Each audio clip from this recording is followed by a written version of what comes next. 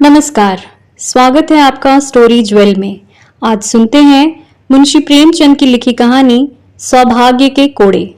लड़के क्या अमीर के हों क्या गरीब के, विनोदशील हुआ ही करते हैं। उनकी चंचलता बहुधा उनकी दशा और स्थिति की परवाह नहीं करती। नथुआ के माँ बाप दोनों मर चुके थे। अनाथों की भांति वह राय भोलेनाथ के द्वार पर पड़ा रहता था। राय साहब दयाशील पुरुष थे। कभी कभी एक आधा पैसा दे देते। खाने को भी घर में इतना जूठा बचता था कि ऐसे ऐसे कई अनाथ अफर सकते थे।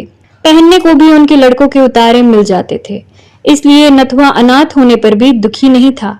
राय साहब ने उसे एक ईसाई के पंजे से छुड़ाया था। इन्हें इसकी परवाह न हुई कि मिशन में उसकी शिक्षा होगी, आराम से रहेगा। उन्हें यह मंजूर था कि वह हिंदू रहे। अपने घर के झूठे भोजन को भी वह मिशन के भोजन से कहीं पवित्र समझते थे। उनके कमरों की सफाई मिशन की पाठशाला की पढ़ाई से कहीं बढ़कर थी। हिंदू रहे चाहे जिस दशा में रहे।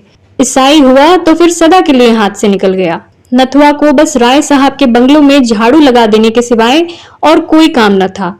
भोजन करके खेलता फिरता था। कर्मानुसार ही उसकी वर्ण व्यवस्था भी हो गई। घर के अन्य नौकर चाकर उसे भंगी कहते थे और नथुआ को इसमें कोई ऐतराज न होता था। नाम की स्थिति पर क्या असर पड़ सकता है, इसकी उस गरीब को कुछ खबर न थी। भंगी बनने में कुछ हानि भी न थी। उसे झाड़ू देते समय कभी पैसे पड़े मिल जाते, कभी कोई और चीज। इससे वह सिगरेट लिया करता था। नौकरों के साथ उठने बैठने से उसे बचपन में ही तंबाकू, सिगरेट और पान का चस्का पड़ गया। राय साहब के घर में यूं तो बालकों और बालिकाओं की कमी न थी। दर्जनों भांजे भतीजे पड़े रहते थे, पर उनकी निज की संतान केवल एक पुत्री थी जिसका नाम रत्ना था। रत्ना को पढ़ाने को दो मास्टर थे। एक मेम साहब अंग्रेजी पढ़ाने आया करती थी। राय साहब की हार्दिक अभिलाषा थी कि रत्ना सर्वगुण आगरी हो और जिस घर में जाए उसकी लक्ष्मी बने। वह उसे अन्य बालकों के साथ न रहने देते। उसके लिए अपने बंगले में दो कमरे अलग कर दिए थे, एक पढ़ने के लिए, दूसरा सोने के लिए। लोग कहते हैं लाड़ प्यार से बच्चे जिद्दी और शरीर हो जाते हैं। रत्ना इतने लाड़ प्यार पर भी बड़ी सुशील बालिका थी। किसी नौकर को रे न पुकारती, किसी भिखारी तक को न दुत्कारती। नथुआ को वह पैसे, मिठाइयां आदि दे दिया करती थी। कभी कभी उससे बातें भी किया करती थी। इससे वह लौंडा उसके मुंह लग गया था। एक दिन नथुआ रत्ना के सोने के कमरे में झाड़ू लगा रहा था। रत्ना दूसरे कमरे में मेम साहब से अंग्रेजी पढ़ रही थी।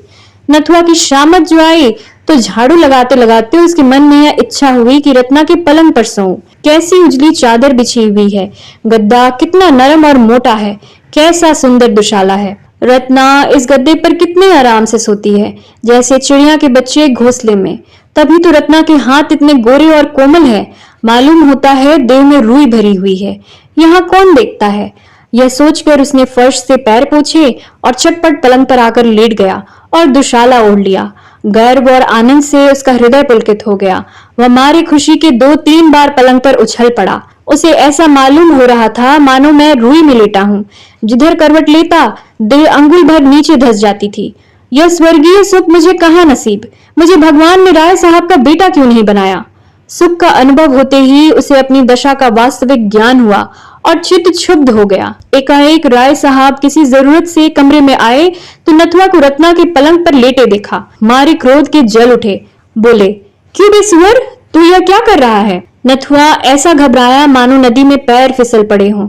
चारपाई से कूदकर अलग खड़ा हो गया और फिर झाड़ू हाथ में ले ली। राय साहब ने फिर पूछा, यह क्या कर रहा था बे। नथुआ, कुछ नहीं तो सरकार। राय साहब, अब तेरी इतनी हिम्मत हो गई कि रत्ना की चारपाई पर सोए। नमक हराम कहीं का, लाना मेरा हंटर। हंटर मंगवाकर राय साहब ने नथुआ को खूब पीटा। बेचारा हाथ जोड़ता था, पैरों पड़ता था, मगर राय साहब का क्रोध शांत होने का नाम न लेता। सब नौकर जमा हो गए और नथुआ के जले पर नमक छिड़कने लगे।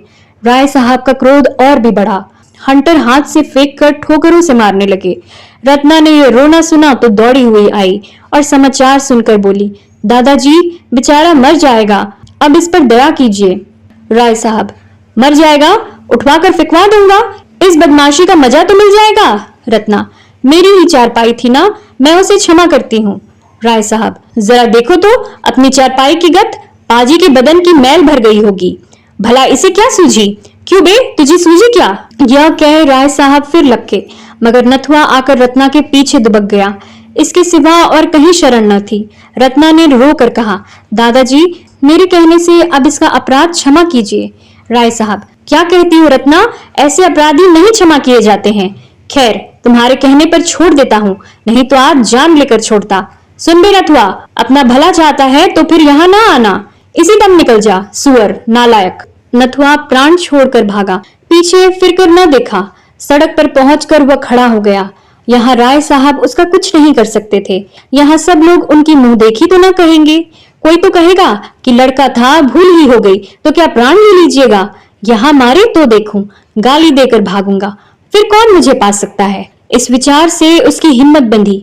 बंगले की तरफ मुंह करके जोर से बोला, यहाँ आओ तो देखे, और फिर भागा कि कहीं राय साहब ने न सुन लिया हो। नथुआ थोड़ी ही दूर गया था कि रत्ना की मेम साहिबा अपने टमटम पर सवार आती हुई दिखाई दी। उसने समझा शायद मुझे पकड़ने आ रही है, फिर भागा, किंतु जब पैरों में दौड़ने की शक्ति न रही तो खड़ा हो गया। उसके मन ने कहा, वह मेरा क्या कर लेंगी, मैंने उनका कुछ बिगाड़ा है। एक क्षण में मेम साहिबा आ पहुंची और टमटम रोक कर बोली, नाथू, कहाँ जा रहे हो। नथुआ, कहीं नहीं। मेम, राय साहब के यहाँ फिर जाएगा तो वह मारेंगे, क्यों नहीं मेरे साथ चलता, मिशन में आराम से रहे, आदमी हो जाएगा। नथुआ, किरस्तान तो न बनाओगी। मेम, किरस्तान क्या भंगी से बुरा है, पागल। नथुआ, न भैया, किरस्तान न बनूंगा। मेम, तेरा जी चाहे न बनना, कोई जबरदस्ती थोड़ी ही बना देगा। नथुआ थोड़ी देर तक टमटम के साथ चला, पर उसके मन में संशय बना हुआ था।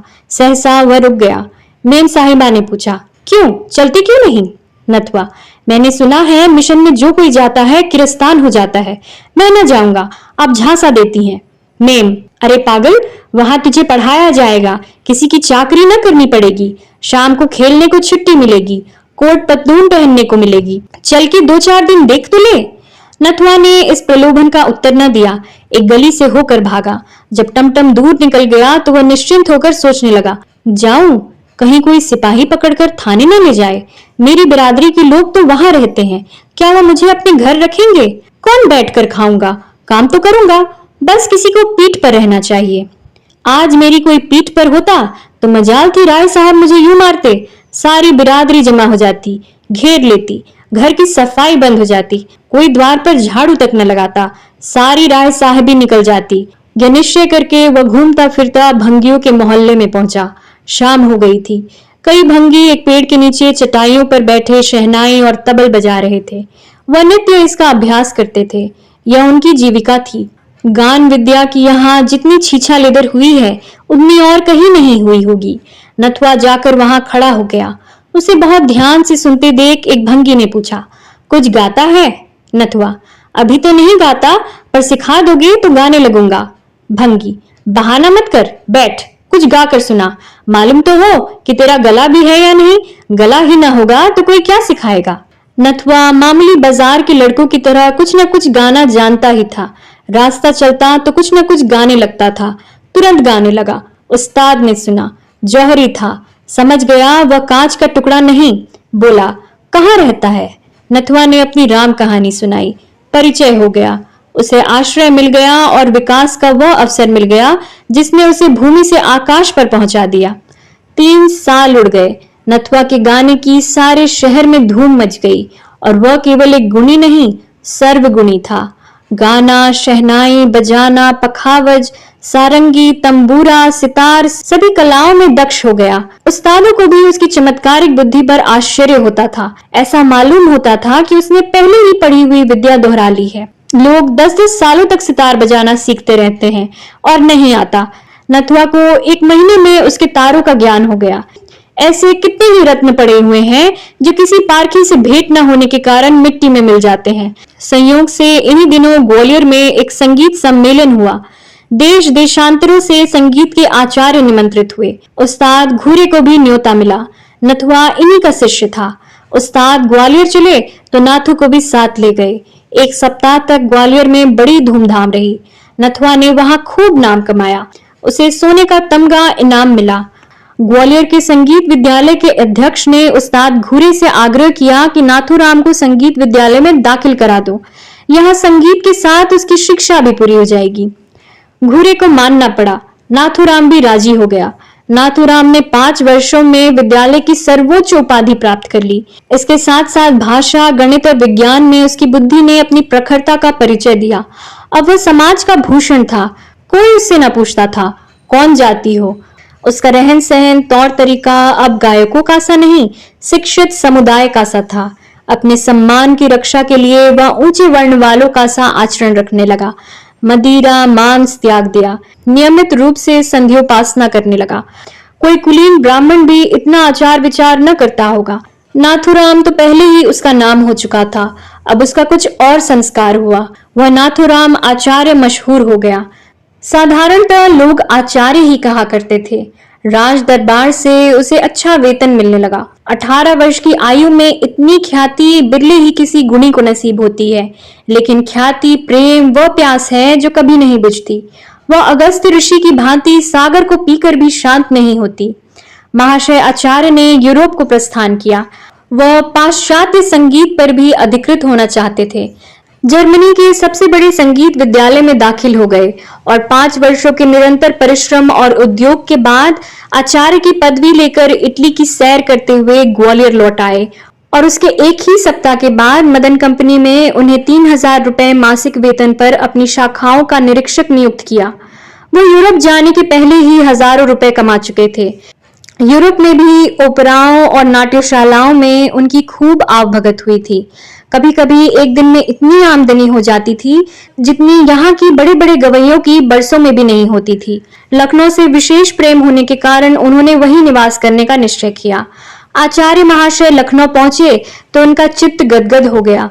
यही उनका बचपन बीता था। यही एक दिन वह अनाथ थे। यही गलियों में कनकौवे लूटते फिरते थे।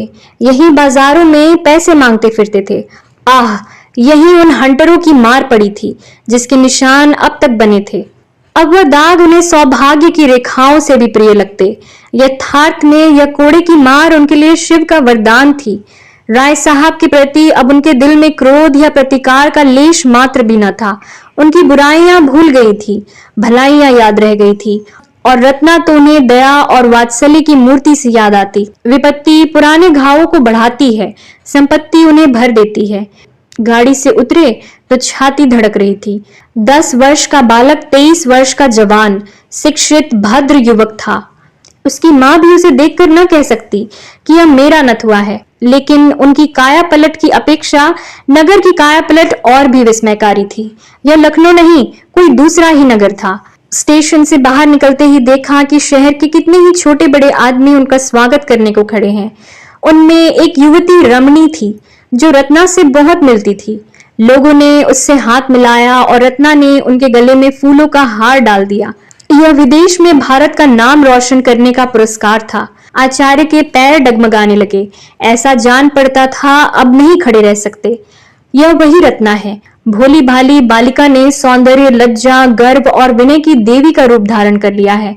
उनकी हिम्मत न पड़ी कि रत्ना की तरफ सीधी आंखों देख सके। लोगों से हाथ मिलाने के बाद वह उस बंगले में आए जो उनके लिए पहले से ही सजाया गया था। उसको देखकर वे चौंक पड़े। यह वही बंगला था जहां रत्ना के साथ वह खेलते थे।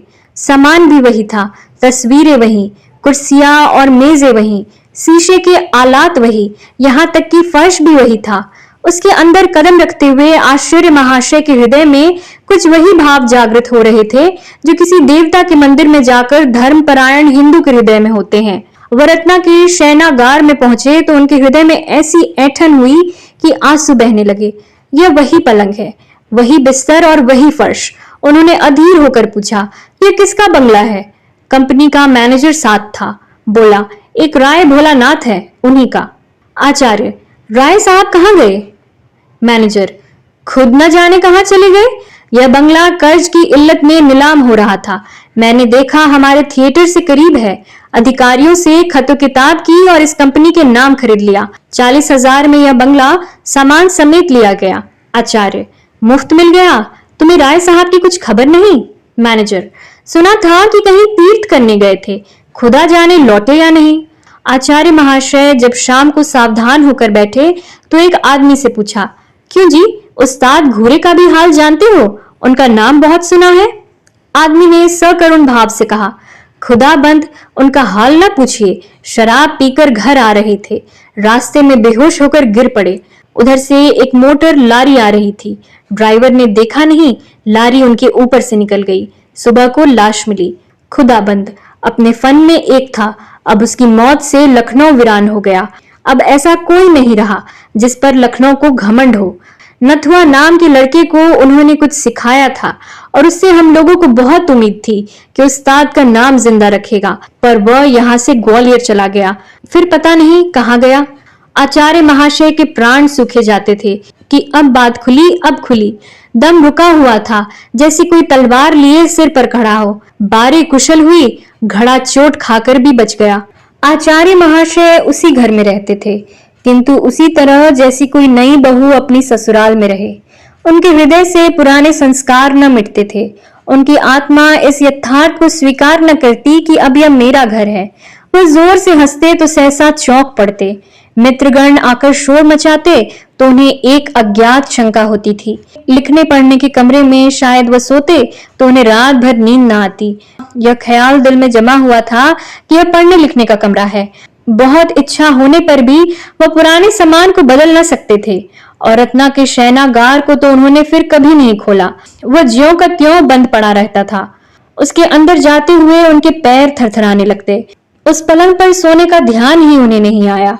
लखनऊ में कई बार उन्होंने विश्वविद्यालय में अपने संगीत नैपुण्य का चमत्कार दिखाया। किसी राजा रईस के घर अब वह गाने न जाते थे, चाहे कोई उन्हें लाखों रुपए ही क्यों न दे दे। यह उनका प्रण था। लोग उनका अलौकिक गान सुनकर अलौकिक आनंद उठाते थे। एक दिन प्रातः काल आचार्य महाशय संध्या से उठे थे कि राय भोलेनाथ उनसे मिलने आए। रत्ना भी उनके साथ थी। आचार्य महाशय पर रोब छा गया। बड़े बड़े यूरोपीय थिएटरों में भी उनका हृदय इतना भयभीत न हुआ था। उन्होंने जमीन तक झुककर राय साहब को सलाम किया। भोलानाथ उनकी नम्रता से कुछ विस्मित से हो गए। बहुत दिन हुए जब लोग उन्हें सलाम किया करते थे। अब तो जहां जाते थे हंसी उड़ाई जाती थी। रत्ना भी लज्जित हो गई। राय साहब ने कातर नेत्रों से इधर उधर देख के कहा, आपको यह जगह पसंद तो आई होगी? आचार्य, जी हाँ, इससे उत्तम स्थान की तो मैं कल्पना ही नहीं कर सकता। भोलानाथ, यह मेरा ही बंगला है, मैंने ही इसे बनवाया और मैंने ही इसे बिगाड़ भी दिया। रत्ना ने झेपते हुए कहा, दादाजी इन बातों से क्या फायदा?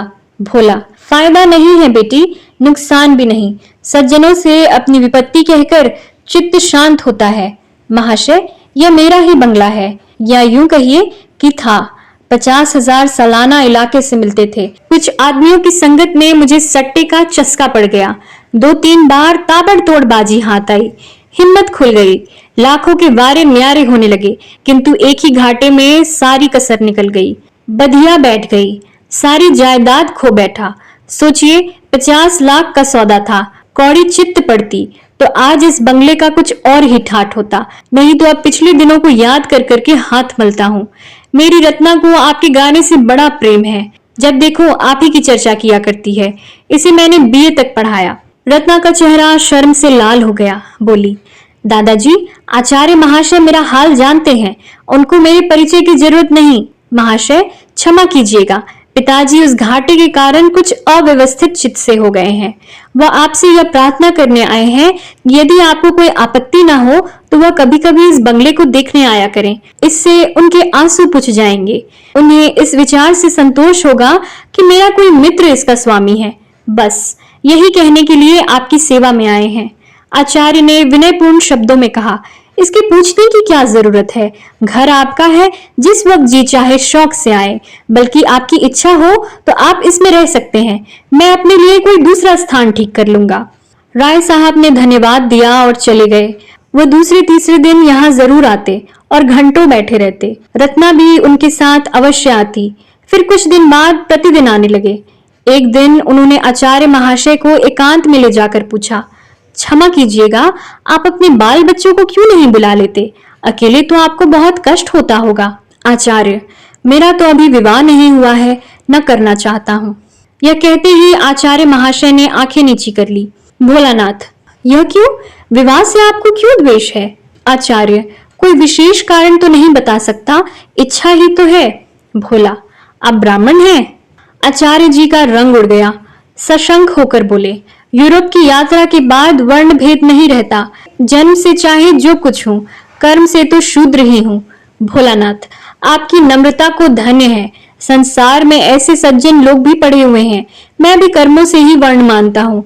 नम्रता, शील, विनय, आचार, धर्म, निष्ठा, विद्या, प्रेम सब कुछ ब्राह्मणों के गुण हैं और मैं आपको ब्राह्मण ही समझता हूँ। जिसमें यह गुण नहीं वह ब्राह्मण नहीं, कदापि नहीं। रत्ना को आपसे बड़ा प्रेम है। आज तक कोई पुरुष उसकी आंखों में नहीं जचा, किंतु आपने उसे वशीभूत कर लिया। इस धृष्टता को क्षमा कीजिएगा। आपके माता पिता? आचार्य, मेरे माता पिता तो आप ही हैं। जन्म किसने दिया यह मैं स्वयं नहीं जानता। मैं बहुत छोटा था तभी उनका स्वर्गवास हो गया। राय साहब, आह, वो आज जीवित होते तो आपको देखकर उनकी गज भर की छाती होती। ऐसे सपूत बेटे कहाँ होते हैं। इतने में रत्ना एक कागज लिए हुए आई और राय साहब से बोली, दादाजी, आचार्य महाशय काव्य रचना भी करते हैं। मैं इनकी मेज पर से यह उठा लाई हूँ। सरोजनी नायडू के सिवा ऐसी कविता मैंने और कहीं नहीं देखी। आचार्य ने छिपी हुई निगाहों से एक बार रत्ना को देखा और झेपते हुए बोले, यूं ही लिख लिया था। मैं काव्य रचना क्या जानूं। प्रेम से दोनों विह्वल हो रहे थे। रत्ना गुणों पर मोहित थी। आचार्य उसके मोह के वशीभूत थे। अगर रत्ना उनके रास्ते में न आती तो कदाचित वह उससे परिचित भी न होते। किंतु प्रेम की फैली हुई बाहों का आकर्षण किस पर न होगा। ऐसा हृदय कहाँ है जिसे प्रेम जीत न सके। आचार्य महाशय बड़ी दुविधा में पड़े हुए थे। उनका दिल कहता था कि जिस क्षण रत्ना पर मेरी असलियत खुल जाएगी उसी क्षण वह मुझसे सदैव के लिए मुंह फेर लेगी। वह कितना ही उदार हो, जाति के बंधन को कितना ही कष्टमय समझती हो, किंतु उस घृणा से मुक्त नहीं हो सकती जो स्वभावतः मेरे प्रति उत्पन्न होगी कि अपना वास्तविक स्वरूप खोलकर दिखा दे। आह, यदि घृणा ही तक होती तो कोई बात न थी, मगर उसे दुख होगा, पीड़ा होगी, उसका हृदय विदीर्ण हो जाएगा। उस दशा में न जाने क्या कर बैठे। उसे इस अज्ञात दशा में रखते हुए प्रणय पाश को दृढ़ करना उन्हें परले सिरे की नीचता प्रतीत होती थी। यह कपट है, दगा है, धूर्तता है, जो प्रेमाचरण में सर्वथा निषिद्ध है। इस संकट में पड़े हुए वह कुछ निश्चय न कर सकते थे कि क्या करना है। उधर राय साहब की आमदोरफ्त दिनों दिन बढ़ती जाती थी। उनके मन की बात एक एक शब्द से झलकती थी। रत्ना का आना जाना बंद हो जाता था, जो उनके आशय को और भी प्रकट करता था। इस प्रकार 3-4 महीने व्यतीत हो गए। आचार्य महाशय सोचते, यह वही राय साहब हैं जिन्होंने केवल रचना की चारपाई पर जरा देर लेटे रहने के लिए मुझे मारकर घर से निकाल दिया था। जब उन्हें मालूम होगा कि मैं वही अनाथ, अछूत, आश्रयहीन बालक हूँ तो उन्हें कितनी आत्मवेदना, कितना अपमान पीड़ा, कितनी लज्जा, कितनी दुराशा, कितना पश्चाताप होगा। एक दिन राय साहब ने कहा, विवाह की तिथि निश्चित कर लेनी चाहिए। इस लगन में मैं इस ऋण से उऋण हो जाना चाहता हूँ। आचार्य महाशय ने बात का मतलब समझकर भी प्रश्न किया, कैसी तिथि? राय साहब, यही रत्ना के विवाह की। मैं कुंडली का तो कायल नहीं, पर विवाह तो शुभ मुहूर्त में ही होगा। आचार्य भूमि की ओर ताकते रहे, कुछ न बोले। राय साहब, मेरी अवस्था तो आपको मालूम ही है। कुश कन्या के सिवा और किसी योग्य नहीं हूँ। रत्ना के सिवा और कौन है जिसके लिए उठा रखता। आचार्य महाशय विचारों में मगन थे। राय साहब, रत्ना को आप स्वयं जानते हैं। आपसे उसकी प्रशंसा करना व्यर्थ है। वह अच्छी है या बुरी, उसे आपको स्वीकार करना पड़ेगा। आचार्य महाशय की आंखों से आंसू बह रहे थे। राय साहब, मुझे पूरा विश्वास है कि आपको ईश्वर ने उसी के लिए यहाँ भेजा है। मेरी ईश्वर से यही याचना है कि तुम दोनों का जीवन सुख से कटे। मेरे लिए इससे ज्यादा खुशी की और कोई बात नहीं हो सकती। इस कर्तव्य से मुक्त होकर इरादा है कुछ दिन भगवत भजन करूं। गौण रूप से आप ही उस फल के अधिकारी होंगे। आचार्य ने अवरुद्ध कंठ से कहा, महाशय, आप मेरे पिता तुल्य हैं, पर मैं इस योग्य कदापि नहीं हूँ। राय साहब ने उन्हें गले लगाते हुए कहा, बेटा, तुम सर्वगुण संपन्न हो, तुम समाज के भूषण हो। मेरे लिए यह महान गौरव की बात है कि तुम जैसा दामाद पाऊं। मैं आज तिथि आदि ठीक करके कल आपको सूचना दूंगा। यह कहकर राय साहब उठ खड़े हुए। आचार्य कुछ कहना चाहते थे, पर मौका ना मिला, या यूं कहो हिम्मत न पड़ी। इतना मनोबल न था, घृणा सहन करने की इतनी शक्ति न थी। विवाह हुए महीना भर हो गया। रत्ना के आने से पति गृह उजाला हो गया और पति हृदय पवित्र। सागर में कमल खिल गया। रात का समय था। आचार्य महाशय भोजन करके लेटे हुए थे, उसी पलंग पर जिसने किसी दिन उन्हें घर से निकलवाया था, जिसने उनके भाग्य चक्र को परिवर्तित कर दिया था। महीना भर से वह अवसर ढूंढ रहे हैं कि वह रहस्य रत्ना को बतला दूं। उनका संस्कारों से दबा हुआ हृदय यह नहीं मानता कि मेरा सौभाग्य मेरे गुणों ही का अनुग्रह है। वह अपने रुपए को भट्टी में पिघलाकर उसका मूल्य जानने की चेष्टा कर रहे हैं, किंतु अवसर नहीं मिलता। रत्ना ज्यों ही सामने आती है वह मंत्र मुग्ध से हो जाते हैं। बाग में रोने कौन जाता है? रोने के लिए तो अंधेरी कोठरी ही चाहिए। इतने में रत्ना मुस्कुराती हुई कमरे में आई। दीपक की ज्योति मंद पड़ गई। आचार्य ने मुस्कुराकर कहा, अब चिराग गुल कर दूं ना? रत्ना बोली, क्यों, क्या मुझसे शर्म आती है? आचार्य, हाँ, वास्तव में शर्म आती है। रत्ना, इसलिए कि मैंने तुम्हें जीत लिया? आचार्य, नहीं, इसलिए कि मैंने तुम्हें धोखा दिया। रत्ना, तुम में धोखा देने की शक्ति नहीं है। आचार्य, तुम नहीं जानती, मैंने तुम्हें बहुत बड़ा धोखा दिया है। रत्ना, सब जानती हूँ। आचार्य, जानती हो मैं कौन हूँ? रत्ना, खूब जानती हूँ, बहुत दिनों से जानती हूँ। जब हम तुम दोनों इस बागीचे में खेला करते थे, मैं तुमको मारती थी और तुम रोते थे। मैं तुमको अपनी जूठी मिठाइयां देती थी और तुम दौड़ कर लेते थे। तब भी मुझे तुमसे प्रेम था। हाँ, वह दया के रूप में व्यक्त होता था। आचार्य ने चकित हो कहा, रत्ना, यह जानकर भी तुमने? रत्ना, हाँ, जानकर ही, न जानती तो शायद न करती। आचार्य, यह वही चारपाई है। रत्ना, और मैं घाते में। आचार्य ने उसे गले लगाकर कहा, तुम क्षमा की देवी हो। रत्ना ने उत्तर दिया, मैं तुम्हारी चेरी हूं। आचार्य, राय साहब भी जानते हैं? रत्ना, नहीं, उन्हें मालूम नहीं है। उनसे भूल कर भी न कहना, नहीं तो वह आत्मघात कर लेंगे। आचार्य, वह कोड़े अभी तक याद है। रत्ना, अब पिताजी के पास उसका प्रायश्चित करने के लिए कुछ नहीं रह गया। क्या अभी तुम्हें संतोष नहीं हुआ? अभी आप सुन रहे थे मुंशी प्रेमचंद की लिखी कहानी सौभाग्य के कोड़े।